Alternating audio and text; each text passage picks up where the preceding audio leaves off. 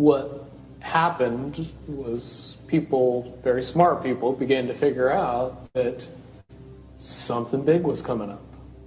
Something that made it so all the possibilities of all the future scenarios of any choice, any possibility that was fed in and observed through the looking glass inherently ended up in the same future. And no decision, no possibility changed past a certain point. That's the big secret. All possible timelines lead to the same basic set of history in the future. That is what sends everybody that has all of the information, that knows everything, into a blind panic. The people that know everything about Looking Glass, that have gotten all the reports and all the information, the elites of the world, probably figured out that that was the end of the game. And nothing could be manipulated beyond that point. At a certain point, after they're done hearing the computer tell them, this is what's going to happen, over and over and over and over again, all they become focused on is, how do we fix it? The timelines will contract down to some inevitable thing. There is an inevitable event.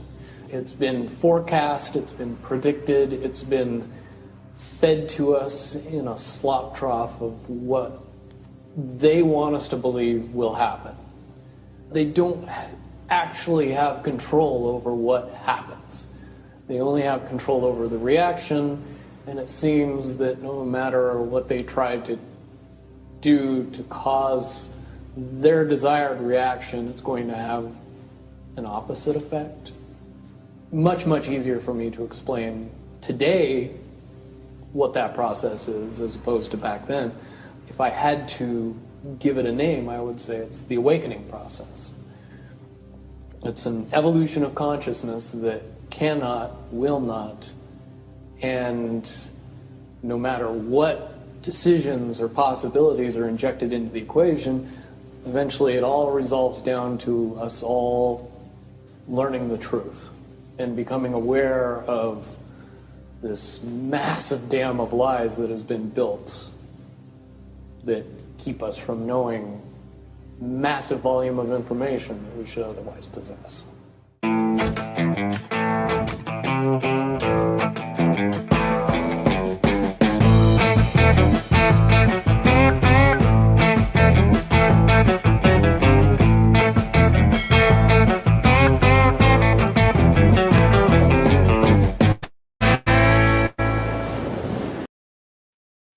Hey, Inspired Tribe, my fellow freedom lovers. It's John Nolan here. Thank you so much for tuning in. It is Monday, Labor Monday, September 2nd, 2024. We're healthy, we're wealthy, we're whole, we're free. The mantra of the Inspired live stream. It's wonderful to see you all. Thank you for tuning in on X, Rumble, and YouTube. Good to see you in a live chat. I see Nicole. I see Walter. Of course, my wonderful wife, Christine, the wise thumbs. Jay Frodge, Jim, good to see you, brother. The Awakening Enthusiast, good to see you. I see Annie Kurtz. Hello, my friend. Dagda is here. Claudio is here. Chewy Cheese, Flow Truth. I saw Anna earlier. Anna, our friend from Sweden.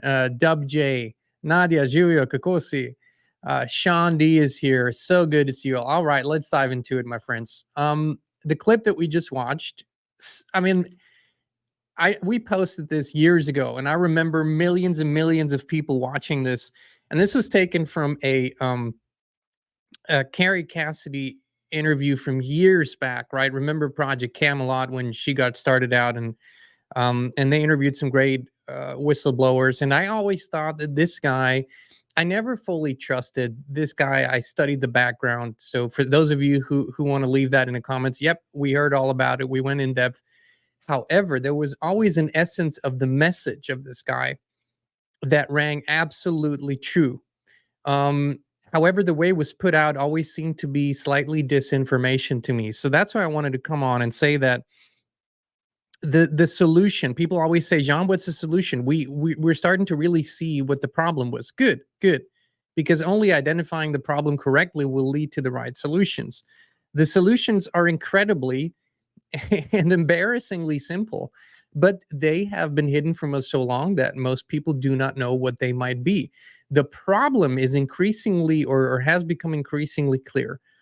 It is true that the awakening itself cannot be stopped, but it can very well be hijacked, delayed, sidetracked, distracted, infiltrated. All of that is happening. And all of that is mainly aimed at creating enough space to put tools and mechanisms in place that will capture our minds so intensely that free thought won't be possible anymore. So, what I didn't like about this message, and never, because the message was, no matter what happens, this is inevitable. There's no way to stop this. There's no way to change this. And what this usually does to people is it sort of makes them passive, and it makes them look for, well, who's doing something outside of me? Let's look at that person over there. Maybe they'll fix it. And I'm if I'm allergic to anything other than poison ivy, I'm allergic to exactly this, that people always look for saviors. So let's look into the simple yet radical solutions that will and are making the Great Awakening what it is, and making it absolutely and impossible to stop. The beautiful thing about these few steps that I'm going to lay out for you is that when people implement them in their lives, it's game over for anyone who wants to control them. Game over.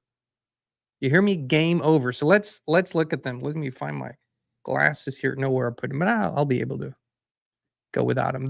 Here we go. The process of awakening must inevitably lead to complete and absolute sovereignty. Thank you, my love. Thank you very much. And that is the sovereignty factor. And I want to stop right there before I go any further, because that is the one factor. Let me remove this for a moment, because I really want to talk about this. What has happened over the last years is incredible to study, and actually impressive, as detrimental as it has been to many people within this movement. So 2020 was the great wake-up call. It was the bell that rung around the world, the shot that was heard around the world, and it was the thing that woke up more people than anything in history. And more people started searching, researching, soul searching, all of those things than ever before. However, born from that moment was a movement that was so professionally done that it hijacked a lot of those searchers. It let them into a much bigger box with a lot more subjects, a lot more truth, but nonetheless, it let them into a box. And that's what, has now been famously called, David Icke gave it a name, the MAM, the mainstream alternative media, where you can find incredibly interesting discussions, where you can find a lot of French subjects, but it has a beginning, it has an end, it is boxed in, and you can't go beyond it. If you go beyond it, you are done. And so these people, these channels, these networks have been pushed. The algorithms are pushing them, and they are allowed to exist because there's one thing that these never talk about, these channels and these people, and that is true sovereignty. They talk about partial sovereignty. They talk about liberty. They talk about freedoms. They talk about basically the mainstream version of freedom. But what we want to talk about is real sovereignty. When that happens, nothing can control you any longer. So now we're going to go into it. I had to set it up right. So the process of awakening must inevitably lead to complete and absolute sovereignty. Sovereignty is the unconditional ownership of your entire being, including your thoughts, beliefs, actions, and any and all consequences that derive from those thoughts, beliefs, and actions. At that point, you become uncontrollable and ungovernable unless you specifically consent using your free will. That is basically, that's in a nutshell what the awakening must lead to. If the awakening doesn't lead there, it's not an awakening. Then you're just waking up from one dream to move into another dream. It's kind of like when you, in the early morning hours, have you ever had that experience where you wake up and you think you're back to awakened reality, and then you do normal things, you get up, you brush your teeth, and then you realize, oh shit, I'm still sleeping. So you wake up again, and it can have 3 or 4 layers of this awakening until you finally open your eyes and you realize, okay, I'm not dreaming any longer. Truth is, you're still dreaming. We're still dreaming. We're still in a dream. We're still in a matrix. So sovereignty, if it isn't the leading intention, if it isn't the ultimate destination, then it's not awakening. Then it's just a more freer dream, if you will, but it's still a dream and it's still boxed in.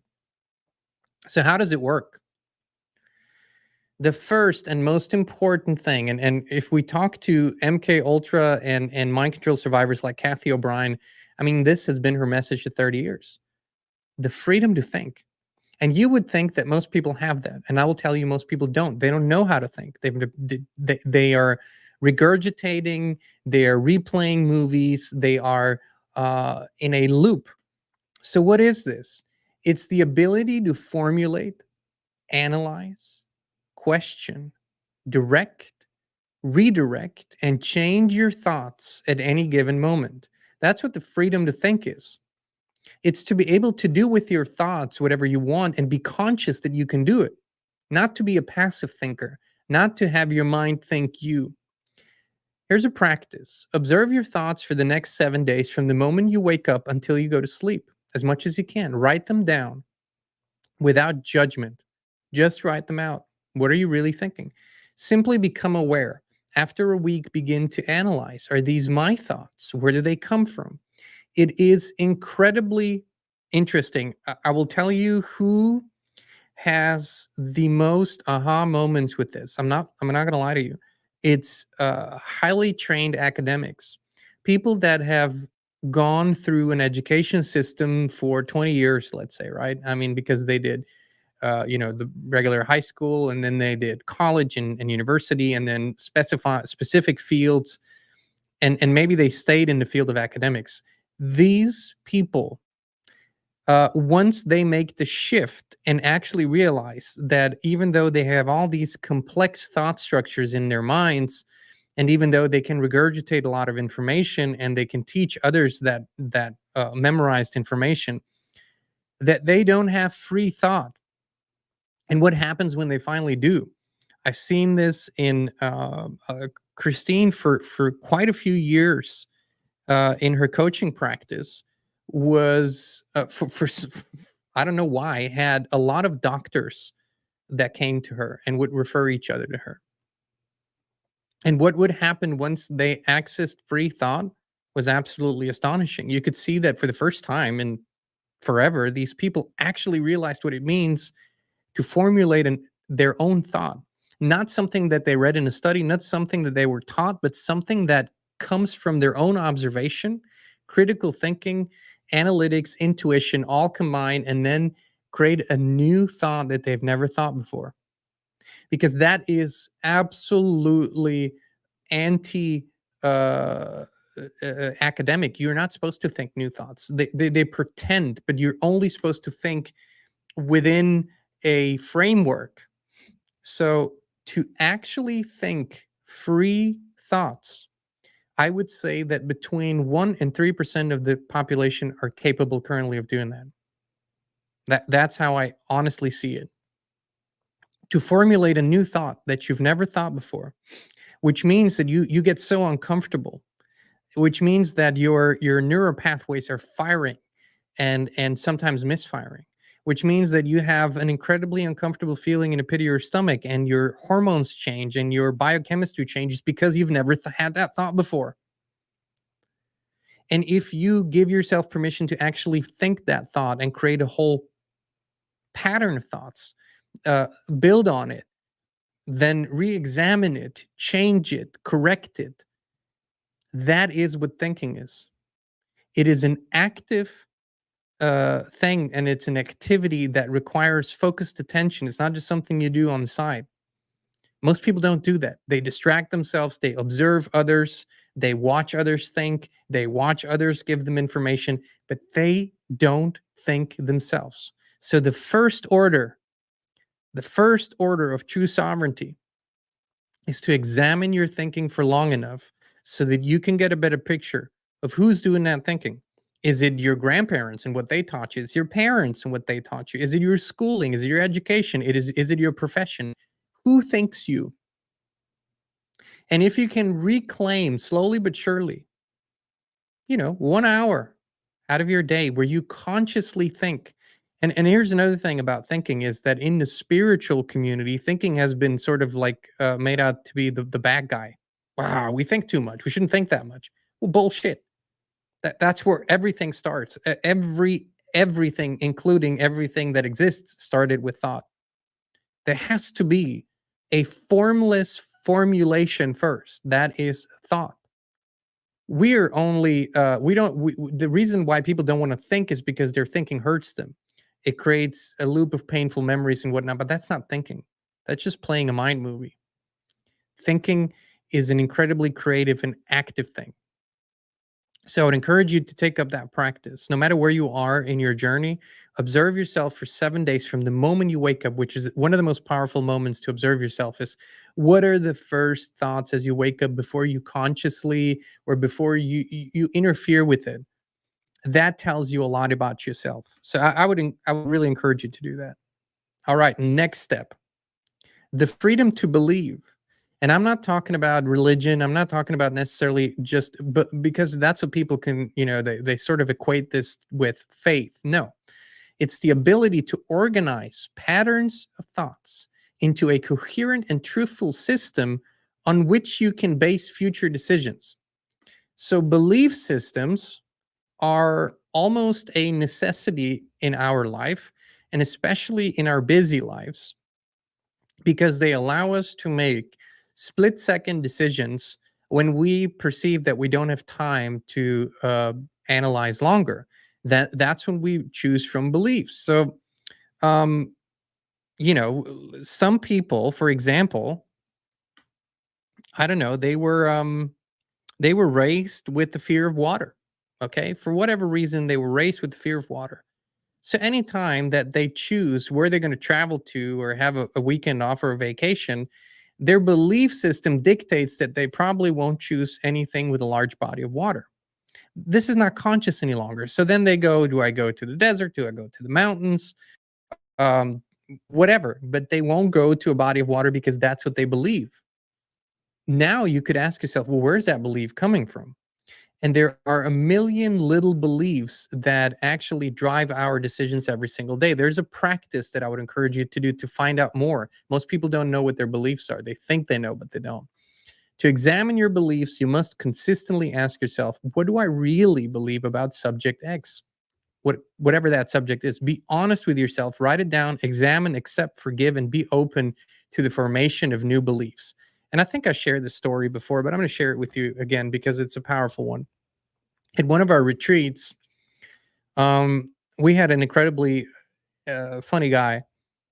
John was his name, and I really enjoyed meeting John. He was, just a humorous guy and good-hearted and helpful and inspired to create positive change in his life. So during our retreats, Saturday, so we started Thursday night, and Saturday is usually the day where people get frustrated with us because we dig so deep. We go so deep. We go into deep discomfort. So part of Saturday was examining beliefs. And so, I asked John because he talked a lot about abundance and whatnot. I said, what do you believe about money? What do you believe about finance, abundance? And he said, oh my God, money loves me and I love money. I think it flows to me freely. And, I believe I'm absolutely abundant.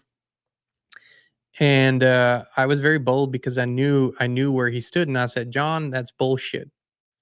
He looked at me, what do you mean? I said, that's not what you believe. He said, yes, I do. I said, no, you don't. I said, John, let me ask you this. When was the last time you received a bill in the mail that you didn't expect and that was very high and you couldn't pay? He said, well, a few weeks ago. I said, okay, run me through it. What happened? He said, I walked to the mailbox. I pull out the letters. I already know who it's from, he says. And I have this feeling in the pit of my stomach. And then I open it and it's a huge amount and I don't have the money for it. I said, okay, so what did you think? What did you think in that moment? And he said, fuck, there's never enough. I'm always behind. I can't seem to get ahead no matter what I do. I said, there you go. Now you know what you really believe about money. It's not the things that we tell ourselves to make ourselves feel better in the present moment. Beliefs are deeply rooted. And it's not to judge yourself about it. It's to finally get to know what they really are if you want to change them. So only when you are in an extraordinary situation, in a situation where you don't have so much control over your thoughts because something happened that was unexpected, you're more emotional, that situation shows you exactly what you truly believe about anything. Love, health, money, freedom, it doesn't matter. And you can only get to the root of it when you actually examine that deeper. And for that, it's easy. You just think of a situation where you were out of, for example, people say, I deserve love. I deserve a loving partner in my life. I am a loving partner to someone else when for example, when they're dating and looking for a partner. And so that's what they tell themselves, and that's what they think they believe. But then they go out on the sixth date and it's a disappointment, and they go home and say, fuck it, I'll never be in a loving relationship. I'll never find the right guy or the right woman or whatever. And that's the moment where they actually find out what they really believe. But here's the thing, it's just a belief. It's just a belief. And beliefs actually they drive your reality. It's not the other way around. People think, well, reality taught me this.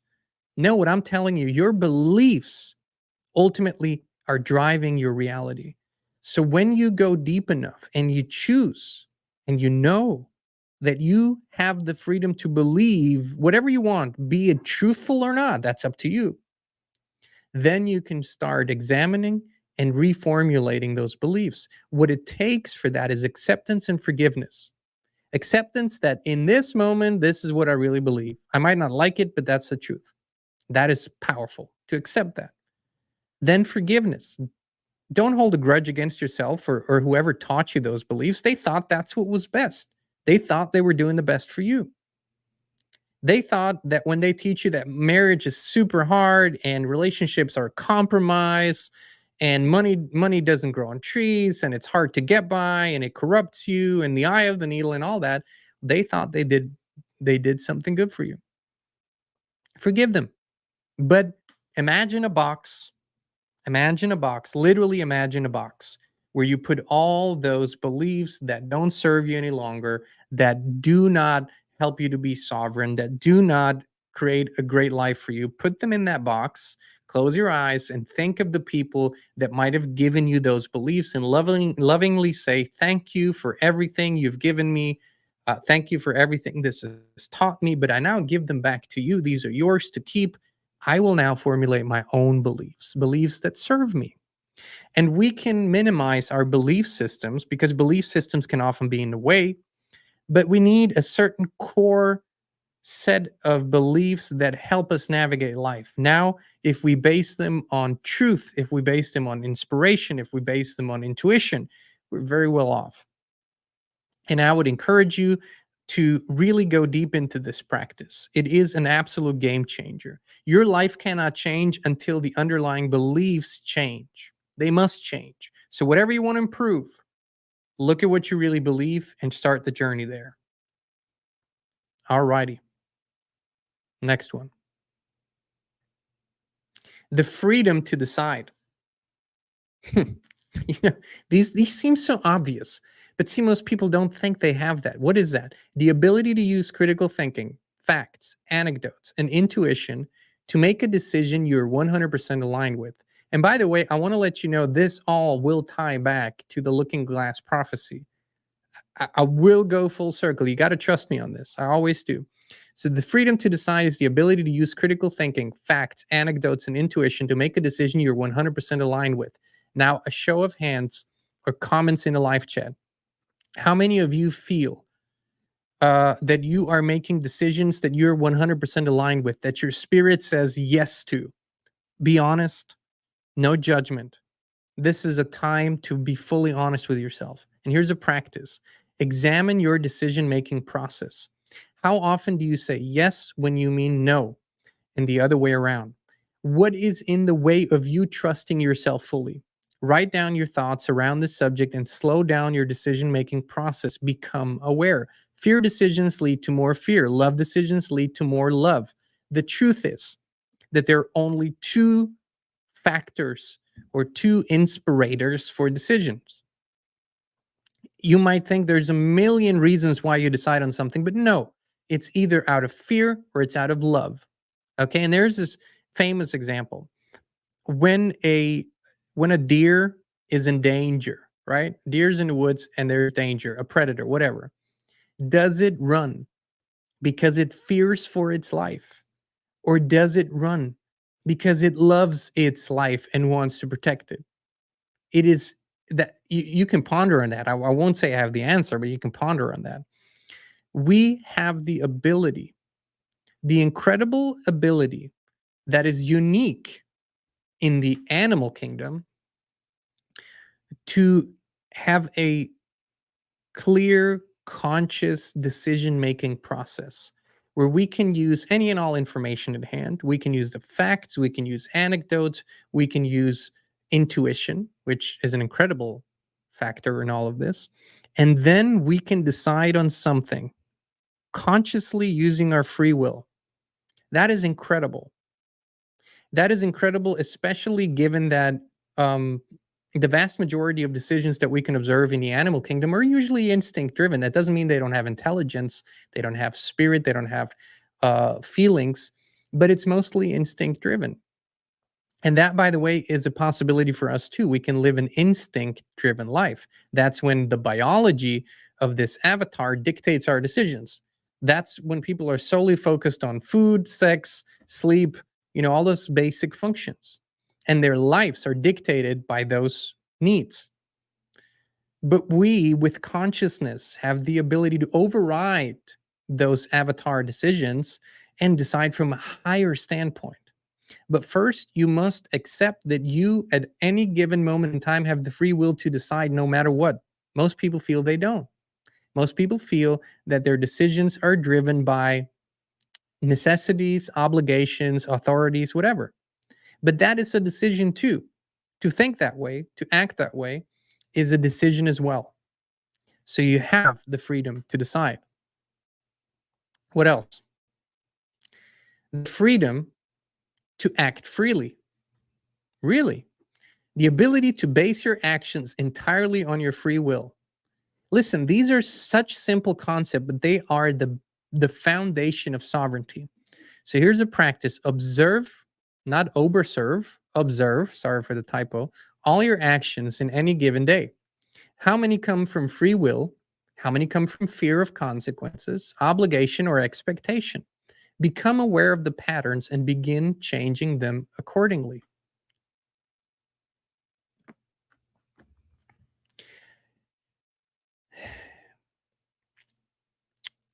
We are all, and have been to a certain degree, in a prison of the mind.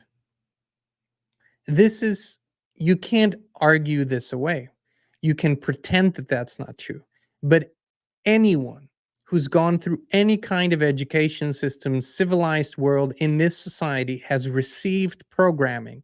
Programming means that your decisions must fall within a certain perimeter.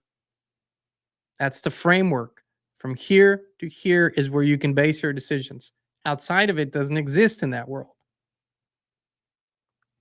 Same with your actions. You can do from here to here. Outside of it, it's impossible. All my life, I've heard this. All my life, my mind would always go to, well, what's beyond that line? Okay, so you tell me I can do this, that, or that, but what else is there? And I said, there is nothing else. But my mind could actually conceive of greater ideas. So I was go, yeah, there is. Maybe nobody's done it before, but there's definitely the possibility. So to act freely. And I want to give you another anecdote here, another little story. In April of 2019, at 4 a.m., I was immersed in a deep meditation.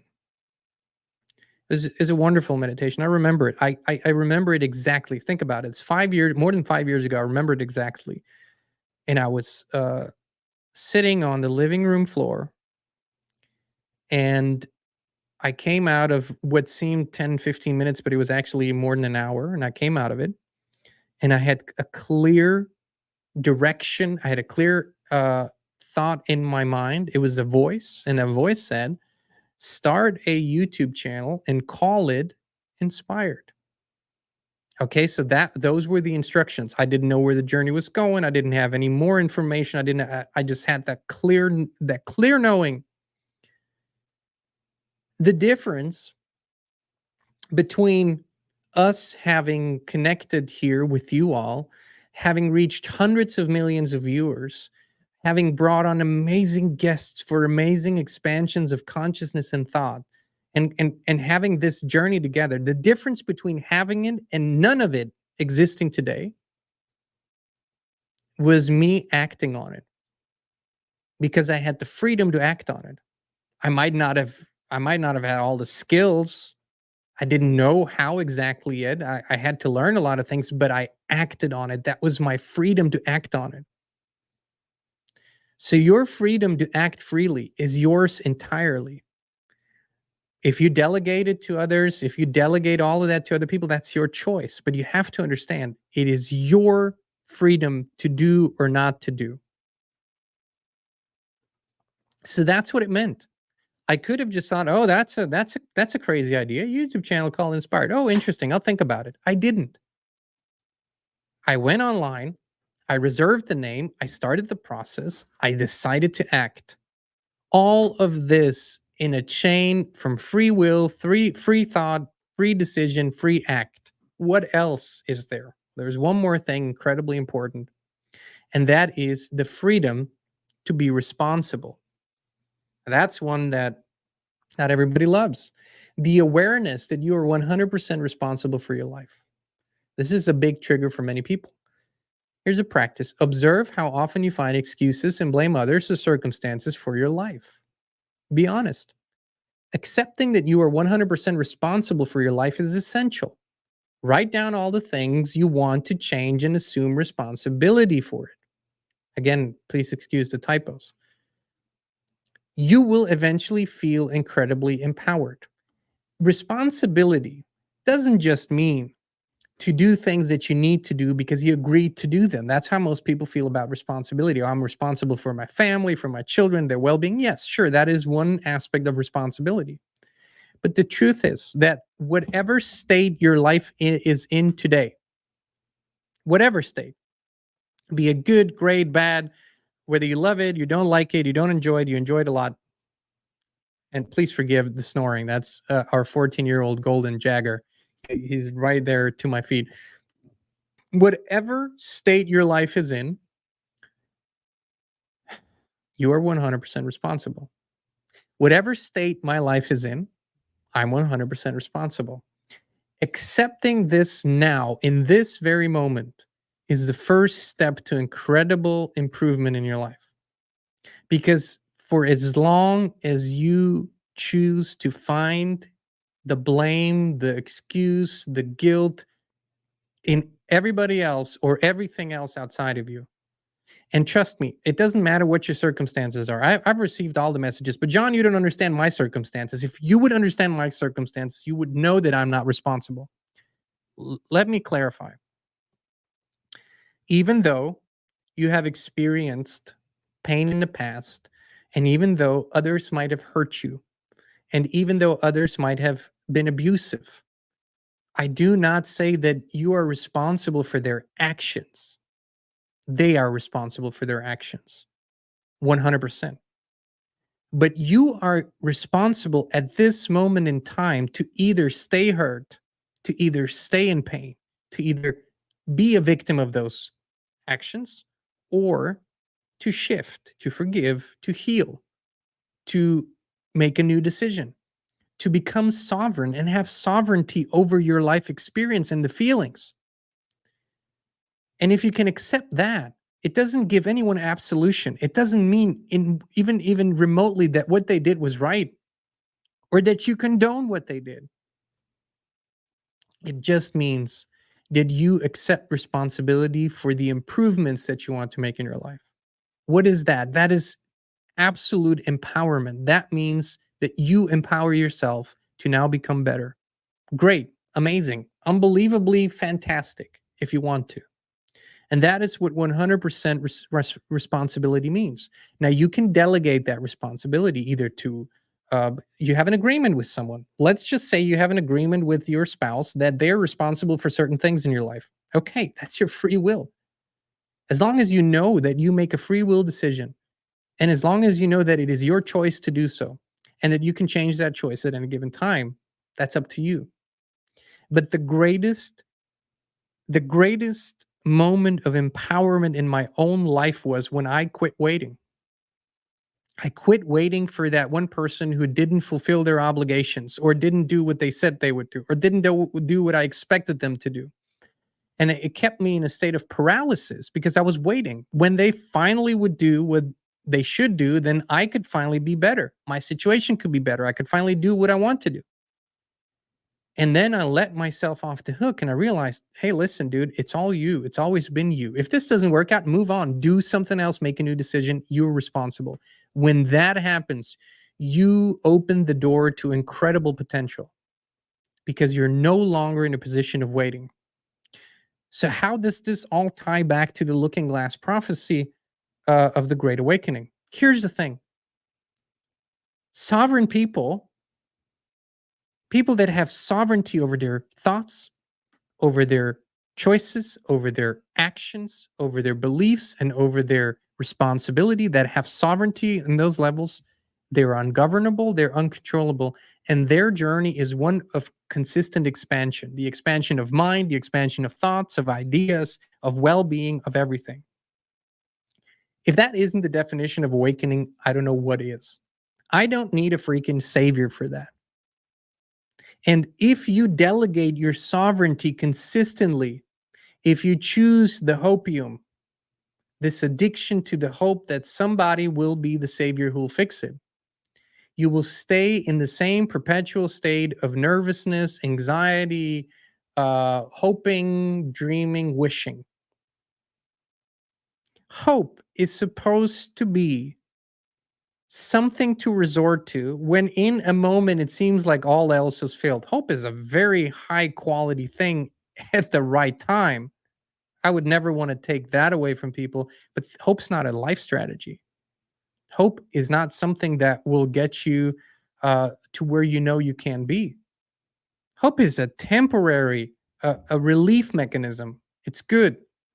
It's seeing light where there otherwise wouldn't be light. Great. It's not a life strategy. And hopium is the addiction to that. It's the addiction to outer saviors, the addiction to somebody else. And that is the great message of this great awakening. What different people, whether this guy, this military insider, or spiritual people, religious people, prophets have been saying for such a long time, is that humanity is entering and is now in the midst of a period of grand transformation. They call it awakening because that's the best way to describe it. Now, when that awakening is absolutely sovereign and free, then it's game over for any control mechanism. Over. When that mechanism is hijacked by movements that pretend that they are the directors of this process, then our minds are simply following another program. Do you give yourself permission to be sovereign? Do you give yourself permission to say yes when you mean yes and no when you mean no? And do you assume responsibility for whatever comes out of it? Okay, I said yes. Yes, led to this. Might not be ideal, but I assume responsibility. This is empowerment. This is inspiration. This is where we are. So the inevitability of the fall of this system, of the fall of the empire, of the fall of a control system and the grid and the matrix grid that's been in place for eons, the end of all of this is born from our sovereignty, but not just over this body. Spirit. That is the key. Spirit. And this is where I'll leave it, my friends. This is where I'll leave it. Please save this. Please go through these steps. This is very simple. You can take these steps, they're very actionable, that I laid out for you, and you can run through this. It is now September 2nd, 2024. Let's just give ourselves the period of October, November, December till the end of the year, December 31st, the end of the year. If we put these steps into action, by the end of the year, you won't be who you are today. Your life won't be what it is today. It must go through a level of improvement. The beautiful thing is that sovereignty is an exponential quality. That once you begin assuming sovereignty in one area of your life, it becomes a contagion to the other areas of your life. Because once you find yourself to be sovereign in that, you say, oh, wow. So this is what that feels like. Me actually doing what I know to be right and actually seeing it through. Wow. It's a contagion. And you will not want to be non-sovereign in other areas of your life. So it's exponential. And eventually it permeates your entire being, but not just yours. It starts to be a contagion for the people around you. The thing that I heard most often during the last 4 years, especially, and probably even more so during the first years of this insanity, 2020, 21, 22, was when we talk to people who sort of run on autopilot. They're good-hearted people, but they run their lives on autopilot. They follow the masses and whatever they're told. And then, you just talk and you say, oh yeah, we did this and we went there, and they say, wait, so you didn't wear a mask? And I said, no, I've never, ever.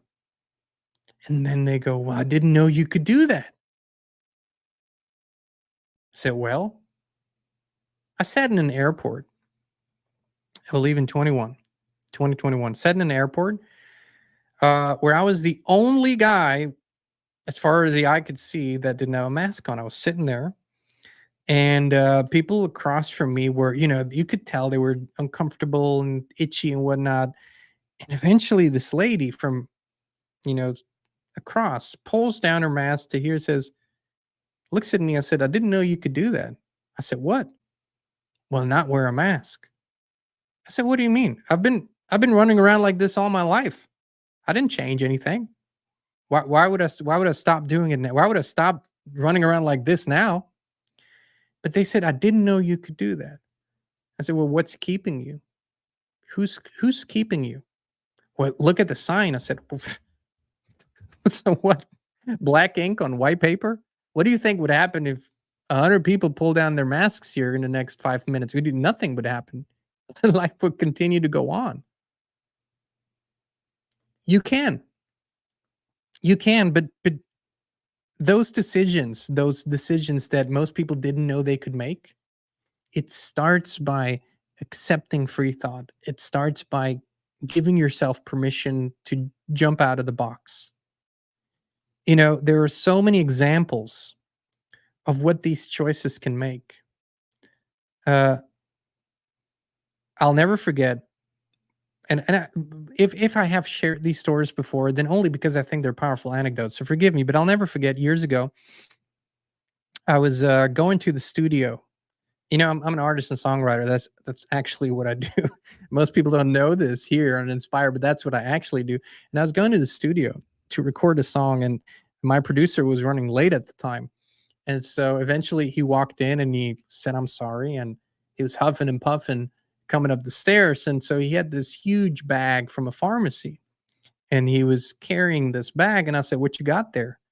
And he opened the bag, and there's a bunch of yellow prescription drug pills in there, like 10 bottles. And I go, "What is that?" And he looks at me and he said, "Now that's your future." And I said, "Whoa, this, this will never be my future. I choose otherwise." He said, "You can't choose otherwise. That's just how it is." I said, "See, these are the patterns. These are the patterns where sovereignty has left a being." Now, he was sovereign in his creativity. He was an incredibly creative musician, but he thought he had no sovereignty over that. And so he said, "That's just how it is." And there are so many hidden areas of our lives where we don't realize that we think, "Oh, that's just how it is." And this is what this awakening is really about, to examine all of it, to look at the entire spectrum of our lives and go, "Hold on a minute. This is not what I really want. This is not who I really am." And if you are at your highest, an infinite being, an infinite expression of consciousness, how in the world could you be bound by these crazy, nonsensical rules that some other human, we don't know, made up for you? Well, fuck that. Let's grow a pair, okay? Let's just grow a pair. This is how we get there. It is not going to be, we're not, let me say this in closing. I don't care where you stand politically. I don't care what you think. We are not voting ourselves out of this situation. We're not voting ourselves out of the tyranny and enslavement that we have been in as a species for so long. Never are we going to vote ourselves out of it. That's clear. We're not going to legislate our way out of it. We're not even going to meditate our way out of it. We're going to choose. We're going to make better decisions. We're going to make decisions based on our innermost knowing of what is right for us in that moment and what is the best for all. That's how all decisions should be made. What is the best for me and all? Not just for me, not just for all, for me and everyone. What is the best for the collective experience as well? And if we make those choices day after day after day, we are literally putting the prophecy that came to Looking Glass and all these other programs, we're literally anchoring it into this reality. We don't even need to organize, friends. We're organized by sovereignty. We're bound by the sovereignty together. And we uplift and inspire each other every single day.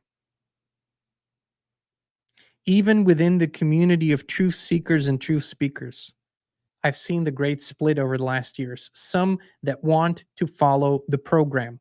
They need to have a box, a camp, a party, whatever, where they are a part of it, where they have like ideas.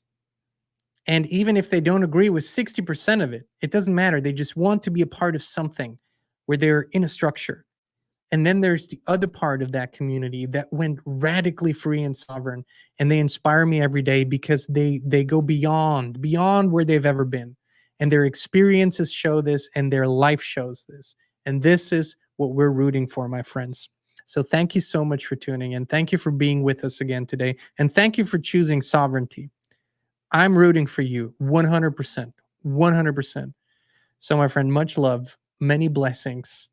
We love you. We appreciate you. And we will be back with you again very, very soon. A few clicks away from experiencing something amazing, something that has changed thousands of lives all over the world. I'm talking about a high consciousness field similar to those at pilgrimage sites and sacred places. It's where people go to heal, to connect, and to become the best possible version of themselves.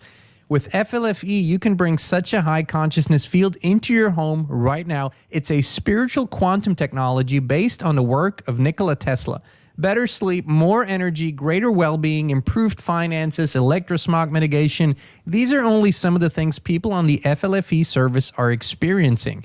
Try it now for 15 days completely free of charge, no credit card needed. Just click on a link down below to start your free, no strings attached FLFE trial right now.